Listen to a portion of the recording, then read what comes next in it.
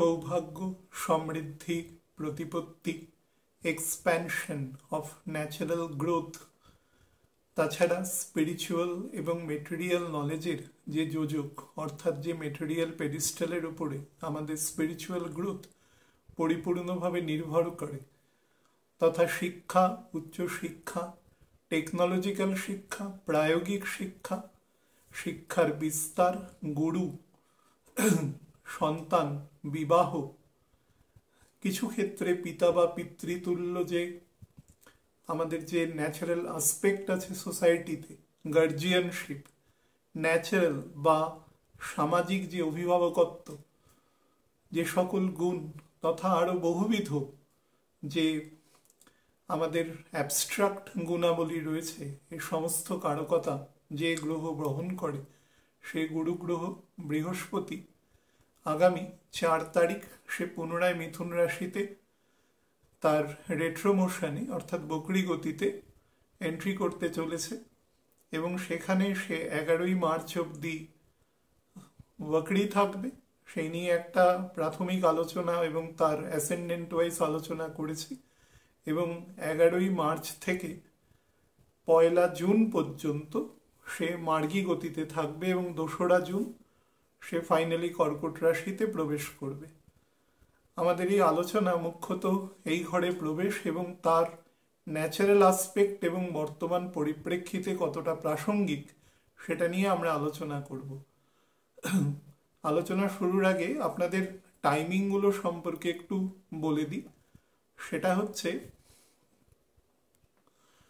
তো বৃহস্পতি 4 ডিসেম্বর রাত্রিবেলা 8:40 সে মিথুন রাশিতে প্রবেশ করবে নিজেরই পুনর্বসু নক্ষত্রের 3য় চরণকে কেন্দ্র করে এবং সেটি বর্গোত্তম অবস্থায় থাকবে এবং এখানে সে পরবর্তী প্রায় 97 দিন অবস্থান করবে এবং 11ই মার্চ সে ডাইরেক্ট হবে বৃহস্পতি 6:16 সকালবেলা এবং সেটি মেষ রাশির নবাংশে 20°48'19" আমাদের আলোচনা দুটো পোর্শনেই থাকবে। প্রথম অংশটা নিয়ে প্রথম বলি, যেটা হচ্ছে তার রেট্রো মোশনে মিথুন রাশিতে। দেখুন, শুভ গ্রহ অশুভ গ্রহ নিয়ে বিভিন্ন রকম কথা আছে, আমি তার বিবাদের মধ্যে যাচ্ছি না, কিন্তু তথাকথিত চলিত যে অ্যাস্ট্রোলজি আছে তাতে বৃহস্পতিকে অতিশয় শুভ গ্রহ বলা হয়, কারণ বৃহস্পতি গুরুকেন্দ্রিকতা তার মধ্যে পূর্ণরূপে বর্তমান রয়েছে, মাতৃক কারকতাও তার মধ্যে সম্পূর্ণরূপে রয়েছে। নৈসর্গিক শুভ গ্রহ রূপে বৃহস্পতিকে আমরা সবসময় কনসিডার করে থাকি এবং বকরি অবস্থায় যে কোনো শুভ গ্রহ, বিশেষত যে আমাদের মেটেরিয়াল এবং স্পিরিচুয়াল দুটো জায়গাতেই একটা সাবস্ট্যান্সিয়াল ফল প্রদানের ক্ষেত্রে সক্ষমতা আছে, সেখানে তার শুভত্ব বহুগুণ বৃদ্ধি পেয়ে যায়। কারণ আমি অনেকবার বলেছি যে গ্রহ যখন বকরি হয় তখন তার নিজের কক্ষপথের উপবৃত্তাকার কক্ষপথের মধ্যে সে কম্পারেটিভলি যে রাশিতেই থাকুক, প্রত্যেক রাশিতেই বৃহস্পতি একবার করে বকরি হবে, তো সে পৃথিবীর অপেক্ষাকৃত কাছাকাছি এসে পড়ে। ফলে পৃথিবীর উপরে তার ন্যাচারাল যে তার প্রভাব, তার ইনফ্লুয়েন্স, সেটা বেড়ে যায়। পৃথিবীর ওপর বেড়ে যায় মানে আমাদের মতন মানুষ যাদের কনসেন্স আছে তাদের উপরেও বেড়ে যায়। তো বৃহস্পতি মিথুনে প্রবেশ করবে ঠিক সেই দিনই বুধও তার এক্সর্শন পিরিয়ডকে কাটিয়ে মূলত বেরিয়ে যাবে। 3 তারিখ রাতের থেকেই বেরিয়ে যাবে এবং 4 তারিখ থেকে তো সে পুরোপুরিভাবে বেরিয়ে যাবে এবং প্রাথমিক অবস্থায় বুধ এবং বৃহস্পতি যেহেতু তারা একে অপরের সমসপ্তমে এবং কেন্দ্রে অবস্থান করে, 4র্থ 10ম কম্বিনেশনে থাকে, তো সেক্ষেত্রে বুধ 28 তারিখ থেকে বৃহস্পতিরও সমসপ্তমে অবস্থান করবে এবং একে অপরের নবাংশের ক্ষেত্রেও খুব বিশেষ তাৎপর্যপূর্ণ অবস্থায় থাকবে। কম্বাস্ট থাকতে পারে, কিন্তু বুধের কম্বাসন নিয়ে প্রশ্ন আছে, এতটাই ইম্প্যাক্টফুল কিছু আলোচনার বিষয় নেই। ফল কি প্রদান করবে? প্রাথমিক ক্ষেত্রে যে ফল প্রদান করবে আমাদের বাস্তবিক জীবনে, সেটা হচ্ছে আমাদের জীবনের গতি বা মবিলিটি বৃহস্পতি প্রদান করবে। আপনারা হয়তো স্বাভাবিকভাবে প্রশ্ন করতে পারেন যে বৃহস্পতি বকরি আছে, বকরি অবস্থায় প্ল্যানেটের ফল প্রদানের ক্ষমতা ন্যাচারালি কিছুটা স্লো থাকে, সেক্ষেত্রে মোবিলিটি থাকবে কেন? মোবিলিটি থাকবে এই কারণেই, কারণ বৃহস্পতির ঘরে ওয়ান অফ দ্য রুমস আর কি, তার মধ্যে শনি আছে এবং শনি মোটামুটি ডাইরেক্ট হওয়ার পরে সে পরবর্তী 49 দিনের মাথায় সে তার 6 মিনিটের ওপরে গতিতে চলে যাবে। সুতরাং সে অতিচার গতি পেয়ে যাবে পরবর্তী প্রায় 3 মাস 12 দিনের জন্য, মানে 102 দিনের জন্য সে অতিচার গতিতে থাকবে। সুতরাং সেদিক থেকে বৃহস্পতির শুভত্ব বেড়ে যাবে। বৃহস্পতি কালপুরুষের যদি কখনো তৃতীয়, পঞ্চম, সপ্তম, নবম, একাদশে অবস্থান করে, তো বৃহস্পতির মধ্যে যে আমরা নর্মালি যে মা লক্ষ্মীর যে গুণাবলী যে আমরা দেখে থাকি, বা বহু ক্ষেত্রে তাকে ভগবানের গুণাবলীর সাথেও বর্ণনা করা হয়, সেই গুণাবলী অতিশয় বৃদ্ধি পায়, এবং যেটা আমাদের স্পিরিচুয়াল অ্যাসপেক্ট তো অবশ্যই, সেটির মূলত আমি বিষয়ে যাচ্ছি না, মেটেরিয়াল অ্যাসপেক্টের দিক থেকেও আমাদের যথেষ্ট একটা কম্প্রিহেন্সিভ বেটার টাইম আমাদের প্রদান করে। স্পেশালি আপনারা নিজেদের অভিজ্ঞতার দ্বারা দেখবেন যে 4 তারিখের পর থেকে, আমি স্পেসিফিক্যালি 5 তারিখ পর্যন্ত বলেছিলাম, 5 তারিখ এবং আরও 2-3 দিন ছেড়ে আপনারা খেয়াল করবেন যে সোসাইটির মধ্যে যে বিভিন্ন রকম গত 6-7 মাস ধরে সারা পৃথিবীতে যে জিওপলিটিক্যাল সিচুয়েশনের মধ্যে যে কিছু বাধকতা রয়ে গেছে, বাধ্যবাধকতা, যেগুলোর কারণে সব থেকে বেশি যেটা হ্যাম্পার হয়েছে এ সময় সেটা হচ্ছে ট্রেড, সেটা এক্সপোর্ট ইম্পোর্ট, বিভিন্ন দেশে বিভিন্ন রকম বস্তু তৈরি হয় এবং তার উৎপাদন আরেক দেশে নিয়ে যায়, আদান প্রদানের ব্যবস্থা সেই প্রাচীনকাল থেকেই ছিল। সেই প্রদানের ক্ষেত্রে বহু রকম নিয়মাবলী, জটিলতা, বিভিন্ন রকম ডিপ্লোম্যাটিক যে স্টেটাস, সেগুলোর মধ্যে অনেক বড় পরিবর্তন ঘটেছিল। সেই পরিবর্তনগুলোর মধ্যে একটা ব্যাপক রিভার্স এফেক্ট শুরু হবে। অ্যাকচুয়ালি যেটাকে আমরা রিভার্স বলছি সেটাই হচ্ছে তার ডিরেক্ট অবস্থা, অর্থাৎ সিচুয়েশনের মধ্যে অনেক বেশি স্বাভাবিকতা আসবে। সমাজের মধ্যে মানি বা ফাইন্যান্সিয়াল যে গ্রোথ আছে সেটার মধ্যে টু সাম এক্সটেন্ট স্টেবিলিটি কিন্তু বৃহস্পতি এখানে প্রদান করবে। শুধু তাই নয়, সারা পৃথিবীতে যে ট্যারিফ ওয়্যার হতে পারে, বা সারা পৃথিবীতে যে বিভিন্ন রকম, ধরুন অনেক দেশ আছে যারা সম্পূর্ণভাবে এক্সপোর্টের উপর নির্ভরশীল, এরকম দেশ যাদের খাদ্য বা ইম্পোর্টের উপর নির্ভরশীল, সেই সমস্ত দেশের জনমানসে ইনফ্লেশনজনিত কারণে যে সমস্ত সমস্যা তৈরি হয়েছিল, বিভিন্ন দেশের মুদ্রার ক্ষেত্রে অবমূল্যায়ন বা কিছু কিছু মুদ্রার হঠাৎ করে বৃদ্ধি পেয়েছিল, মানে অকস্মাৎভাবে, সেই জিনিসগুলোর মধ্যে একটা আপাত ব্যালেন্স তৈরি হবে এবং একটা সামঞ্জস্যতা বা সাদৃশ্যতা এখানে আপনারা নিজেদের অভিজ্ঞতা দ্বারা দেখতে পাবেন। বহুদিন ধরে চলে আসা যে সমস্ত কনফ্লিক্টগুলো রয়েছে সারা পৃথিবীর, যে সমস্ত জায়গাগুলো জোন অফ কনফ্লিক্ট হিসাবে আমরা জানি, সেগুলো মিডল ইস্টে রয়েছে, আমাদের দেশেও পশ্চিম, উত্তর, উত্তর পূর্ব এবং পূর্ব দিকে কিছু সমস্যা রয়েছে, যেগুলোতে মাঝে মাঝেই আমরা শুনে থাকি, বা অন্যান্য দেশেও যে সমস্ত জায়গায়, বা ধরুন রাশিয়া ইউক্রেন ওয়্যার যে দীর্ঘদিন ধরে চলছে, প্রায় 3 বছর ক্রস করে গেল, এই সমস্ত জায়গায় কিন্তু বেশ কিছু ইতিবাচক জায়গা লক্ষ্য করা যাবে। অন্তত একটা ট্রুস যেটাকে বলা যায়, মানে যুদ্ধবিরতি, সেরকম একটা পরিস্থিতি কিন্তু তৈরি হবে। হঠাৎ করে পরিস্থিতির মধ্যে, মানুষের মধ্যে, আমি বিবেক কথাটা বলবো না, কিন্তু কিছুটা বুদ্ধি, অন্তত ম্যাটেরিয়াল দৃষ্টিকোণ থেকেই বলছি, কিছুটা পজিটিভ বুদ্ধির উদয় হবে। যেই ধরনের কাজগুলো বা অতিরিক্ত পরিমাণে যে ইগো, সেই ইগো থেকে আই মাস্ট হ্যাভ দিস, এই ধরনের যে প্রবাবিলিটি তৈরি হয়েছিল, এবং সেটা নেওয়ার ক্ষেত্রে তার কোনো তার পেছনে যে একটা কারণ থাকে কোনো একটা জিনিস, সেই কারণ ব্যতিরেকে অনেক ঘটনাই ঘটছিল। কারণ অবশ্যই আছে, মানুষের লোভ লালসা, কিন্তু সেটি ব্যতি রেখে কিন্তু মুখ্যত কোনো কারণ আপাত দৃষ্টিতে দৃষ্টিগোচর হচ্ছিল না। সেই জায়গায় অনেক জায়গাতেই দেখতে পাবেন যে কিছু শুভবুদ্ধির উদয় হবে এবং মানুষের মধ্যে যারা এই ধরনের খুব বৃহৎ শক্তির সাথে যুক্ত তাদের মধ্যে একটা আপাত শান্তি বা স্থিতিশীলতা পদ্ধতির মধ্যে তারা যাওয়ার চেষ্টা করবে। যখনই জায়গাটার মধ্যে স্থিতিশীলতা আসবে তো মানুষের মধ্যে বাইরে বেরিয়ে আসা সাহস করে এবং তারা স্বাভাবিক কাজকর্মের সাথে যুক্ত হবে। পৃথিবীর প্রোডাকশনগুলো যেগুলো দীর্ঘদিন যাবৎ গত প্রায় 5-5.5 মাস ধরে প্রায় একটা ক্লোজারের জায়গায় চলে গেছে, এবং 3রা অক্টোবর থেকে যখন থেকে বৃহস্পতির নক্ষত্রে শনি ঢুকেছে তখন থেকে যে পদ্ধতির মধ্যে একটা ব্লকিং স্টেট তৈরি হয়েছে গত প্রায় 2 মাস ধরে, সেই জায়গায় কিন্তু আপাতত একটা গতিশীলতা এবার লক্ষ্য করা যাবে সমাজের। সেটা আপনারা আমাদের যে ফাইন্যান্সিয়াল যখন কিছুটা গ্রোথ অ্যান্ড প্রসপারিটি দেখা যায় তখন তার ইন্ডিকেশন আছে। বাজার অর্থনীতির ক্ষেত্রে দেখা যায়, এক্সপোর্ট ইম্পোর্টের ক্ষেত্রে আধিক্য দেখা যায়, মানুষের পারচেসিং পাওয়ার প্যারিটি বেড়ে যায়।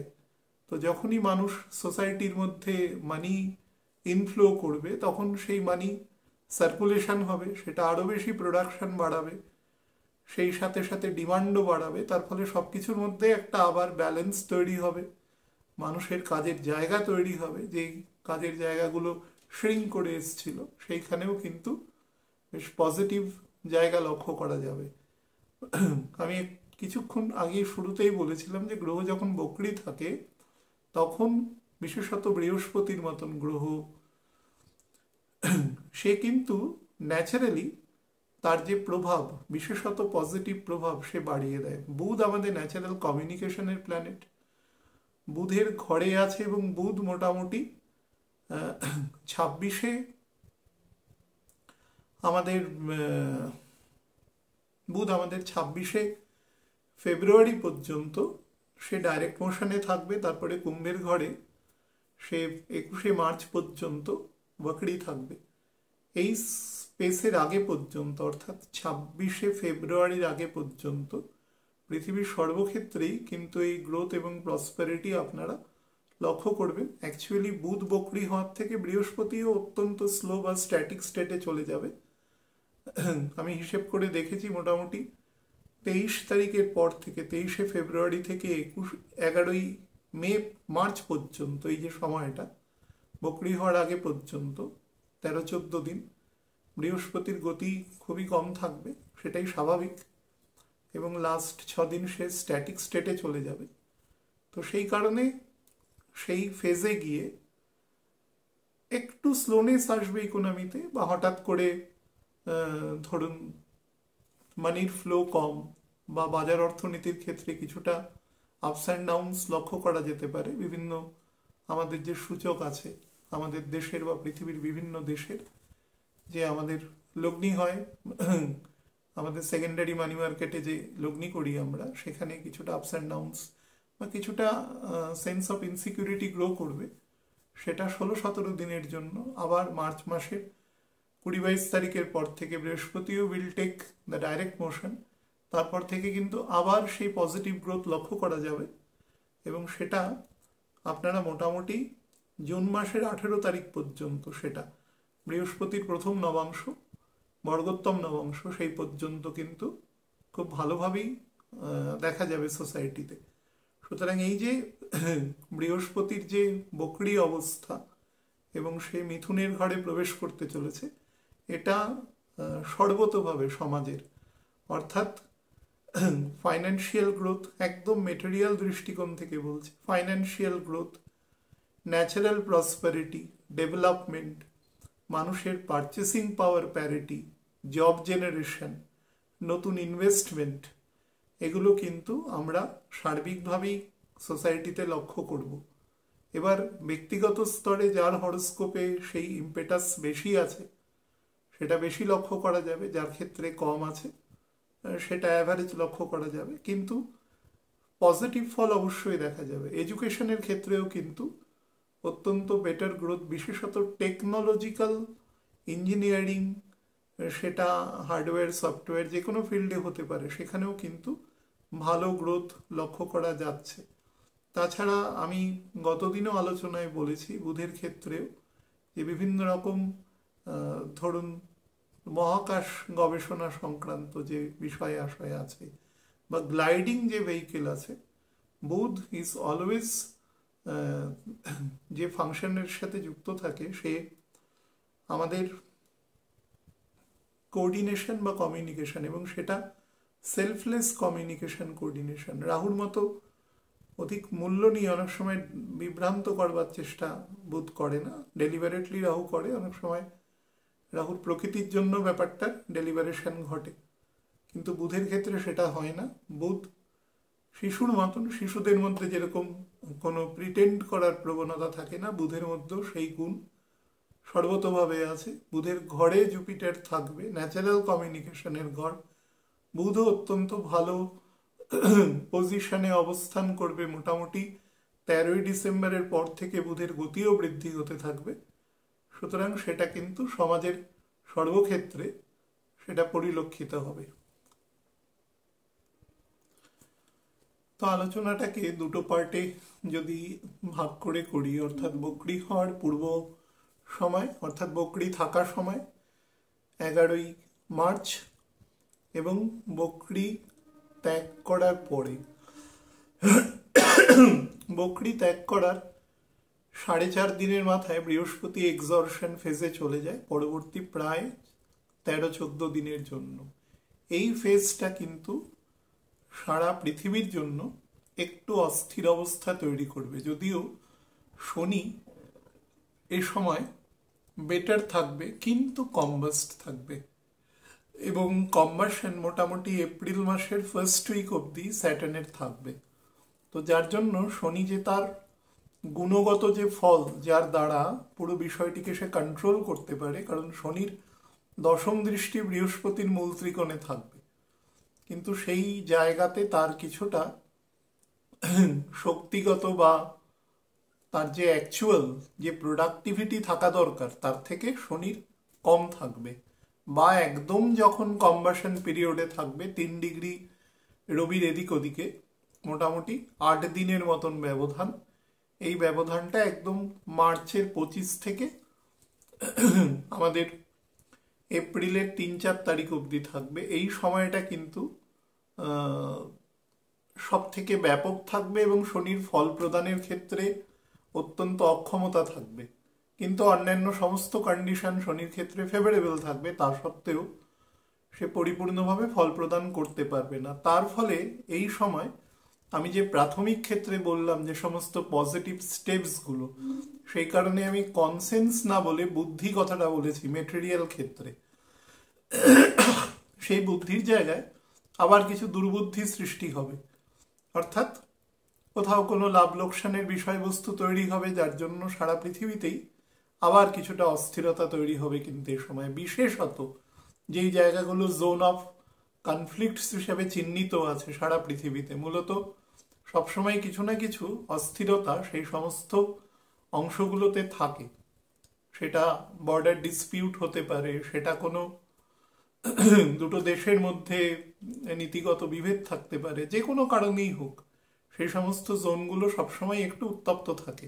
সেই জায়গায় কিন্তু পুনরায় যুদ্ধ বা যুদ্ধ ছায়া যুদ্ধ যেটাকে বলা হয়, বা স্কার্মিশ জাতীয় অবস্থা কিন্তু তৈরি হওয়ার প্রবণতা রয়েছে, এবং এটা অ্যাকচুয়ালি জুন মাসের মোটামুটি ফার্স্ট উইক অবধি আছে। অর্থাৎ বৃহস্পতি কর্কটের ঘরে প্রবেশ করার পরেও কিন্তু কিছুটা সময় আছে, 1-1.5 ডিগ্রি। বৃহস্পতি এ সময় পূর্ণ অতিচার গতি নেবে। বৃহস্পতি যখন পূর্ণ অতিচার গতি নেবে তখন বৃহস্পতির পাওয়ার বেড়ে যাবে। অ্যাকচুয়ালি জুপিটার কখনো নেগেটিভ কিছু করা মানে, জুপিটার যদি নিউট্রাল হয়ে যায় বা সেমি নিউট্রাল হয়ে যায়, তাহলেই নেগেটিভ জায়গা অটোমেটিক্যালি তৈরি হতে থাকে, আলাদা করে নেগেটিভ কিছু করতে লাগে না। গুরু মশাইকে ভুল পড়াতে হয় না, তিনি যদি না পড়ান তাহলেই ব্যাপারটা অনেক। ছাত্র তার অধ্যয়ন বা সেখান থেকে নলেজের তার পরিতৃপ্তি হবে না। মাতা যদি তার সুশিক্ষা না দেয়, তার গৃহস্থান তো যেখানে এসে বৃহস্পতি তুঙ্গ হয়, যেটা বৃহস্পতি 2রা জুন থেকে হবে, সেখানে যদি সে তার অ্যাক্টিভিটিসটা থেকে অ্যাবস্টেইন থাকে, তাহলেই সেই কাজটা কিন্তু গন্ডগোল হতে শুরু করবে। সুতরাং বৃহস্পতির ক্ষেত্রে সেই ব্যাপারটা মার্গী হওয়ার পরে সংগঠিত হবে। তো আমি একদম স্পেসিফিক্যালি বলছি যে ফেব্রুয়ারি মাসের 22-23 তারিখের পর থেকে কিছুটা আনস্টেবল স্টেট তৈরি হবে, এবং যত শনি কম্বাশনের দিকে যেতে থাকবে তত কিন্তু বিষয়টির মধ্যে, অর্থাৎ রবি মোটামুটি 15-16 তারিখ চৈত্র মাস পড়বে, সে মীন রাশিতে ঢুকে যাবে। তো তার পরিপ্রেক্ষিতে আমাদের বিক্রম সম্বত সে সময় শুরু হবে, সম্ভবত 18 তারিখ এরকম হবে হয়তো। তো সেই সময় কিন্তু বৃহস্পতি ডাইরেক্ট হয়ে মিথুনে অবস্থান করবে, গতিহীন থাকবে, সে এক্সস্টেড ফেজে থাকবে, এবং বুধ এ সময় বকরি থাকবে। এই সময় থেকে কিন্তু পরবর্তী 2-2.5 মাস আনস্টেবল স্টেট আছে সারা মানে ওয়ার্ল্ডের যে জায়গাগুলো আমি বললাম, এবং এই সময় বাজার অর্থনীতিতেও কিন্তু বেশ কিছু আপস অ্যান্ড ডাউনস লক্ষ্য করা যাবে। বিশেষত মেটালে যারা ইনভেস্ট করেছেন, গোল্ড, সিলভার, প্ল্যাটিনাম বা অন্যান্য যে সমস্ত মেটালে, বা বিভিন্ন ধরুন ব্যাংকিং সেক্টরে, সমস্ত জায়গায় যাদের ইনভেস্টমেন্ট আছে, বা বিভিন্ন এনার্জি সেক্টরে, সেগুলো কিন্তু কম বেশি আপস অ্যান্ড ডাউন সে সময় লক্ষ্য করা যাবে। তবে হ্যাঁ, খুব বড় রকম যে ইকোনমিক ডিসরাপশন সে সময় দেখা যাচ্ছে সেটা নয়। আবার এপ্রিল মাসের 4-5 তারিখের পরে for the better location or posting of Saturn, সেটা অনেকটা কম্পেনসেট করে দেওয়া যাবে। কিন্তু টেনশন এবং সেন্স অফ ইনসিকিউরিটি কিন্তু মানুষের মধ্যে পূর্ণ মাত্রায় বজায় থাকবে। যেহেতু গত 4-5 বছর ধরে অনেক রকম টুইস্ট অ্যান্ড টার্নের মধ্যে দিয়ে আমাদের সোসাইটি এগিয়েছে, আমরা 20, 21, 22 সালে বহু মানুষ আমাদের যে করোনা এপিডেমিকের জন্য আমরা হারিয়েছি, তো তার একটা ব্যাকলগ আমাদের মধ্যে কিন্তু কাজ করবে, যে সামহাউ আবার একটা ইনসিকিউরিটি পরিবেশ তৈরি হচ্ছে কিনা। তো সেই জায়গাটা একটু একটু খেয়াল করার আছে। তবে সেটা অবশ্যই হরোস্কোপ অনুসারে ডিফারেন্ট হবে। আমি অনুষ্ঠানের পরে সারা বছরের প্ল্যানেট পজিশন সম্পর্কে বলে দেব আজকে, এবং আগামীকাল থেকে যদি সবকিছু ঠিক থাকে তাহলে আমি 4টে করে, অর্থাৎ মেষ থেকে কর্কট, সিংহ থেকে বৃশ্চিক, এবং তারপরে ধনু থেকে মীন পর্যন্ত যে দ্বাদশ রাশি আছে তাদের বাৎসরিক লগ্নফল আপনাদের অ্যাভারেজ যেটা বলে থাকি গত 3-4 বছর ধরে, সেটা বলে দেব। 3-4 দিন অন্তর অন্তর করে বলে দেব। বাট তার আগে যে অংশটা আমি বলবো সেটা সারা বছরের প্ল্যানেট পজিশন। 2026 সালের মতন এরকম পিকিউলিয়ার প্ল্যানেট পজিশন যখন আমি বলবো, তখন আপনারা বুঝতে পারবেন যে এখানে এত টুইস্ট অ্যান্ড টার্ন আছে প্ল্যানেটের মধ্যে, যেটা বেশ অবাক করার মতন। সামনের বছর বলয়গা সূর্যগ্রহণ আছে, এটাকে আমরা অ্যানুলার সোলার ইক্লিপস বলে থাকি। তো সেগুলো সংগঠিত হবে, এবং সেটা এই ব্যাপারটা চলবে 27 এপ্রিল মাস পর্যন্ত, এপ্রিলের 20 তারিখ পর্যন্ত। কিন্তু আমাদের বক্তব্য মূলত 26 ডিসেম্বর পর্যন্ত থাকবে। তো সেখানে lot of twist and turns will be visible. তো যাই হোক, আমি এখানে অ্যাসেন্ডেন্ট ওয়াইজ ফল বিশেষ কিছুই বলার নেই, কারণ আমি অলরেডি অনুষ্ঠান করে দিয়েছি। আমি সেটা সার্বিকভাবে আপনাদের বলে রাখলাম। আপনারা বৃহস্পতির অ্যাসেন্ডেন্ট ওয়াইজ ফল এখান থেকে শুনে নিতে পারেন। অলমোস্ট আমি পুরো জায়গাটা কভার করে দিয়েছি ওখানে বলার সময়। আর শারীরিক ক্ষেত্রে বলবো, জুপিটার আমাদের যে সমস্ত অংশে শরীরের প্রদাহ হয় সে সমস্ত অংশকে বেশি দেখে, বা যেগুলোকে অনেক বেশি আমরা অ্যালাইভ মনে করি বাইরে থেকে, যেরকম হার্টকে আমরা বেশি অ্যালাইভ মনে করি, কনভেনশন আর কি। ব্রেনকে আমরা বেশি অ্যালাইভ মনে করি, পুরো বডিটাই অ্যালাইভ যতক্ষণ সোল আছে, কিন্তু এগুলো আমাদের কনভেনশন। এই অংশগুলোতে বৃহস্পতি অ্যাক্টিভ বেশি হয়। তাছাড়া লিভার, স্প্লিন, বা ধরুন কিডনিস, এ সমস্ত অংশে, বা আমাদের রিপ্রোডাক্টিভ পোর্শনে বেশি অ্যাক্টিভ থাকে। তো এই অর্গানগুলোকে একটু নজর রাখতে হবে, বিশেষত বৃহস্পতি ডাইরেক্ট হওয়ার মোটামুটি 15-16 দিন আগে থেকে। আমি পার্টিকুলার ডেট বলেছি 23শে ফেব্রুয়ারির পর থেকে মোটামুটি এপ্রিলের ফার্স্ট উইক পর্যন্ত একটু বেশি খেয়াল রাখার প্রয়োজন আছে এই সময়টা। আর মিথুন রাশি বুধের তুঙ্গস্থ রাশি না হলেও মিথুন রাশিতে বুধ অনেক কমফোর্টেবল থাকে দেন কন্যা। কন্যাতে প্রচুর অব্লিগেশনস থাকে, অনেকবার আপনাদের আলোচনায় বলেছি এবং আপনারাও জানেন।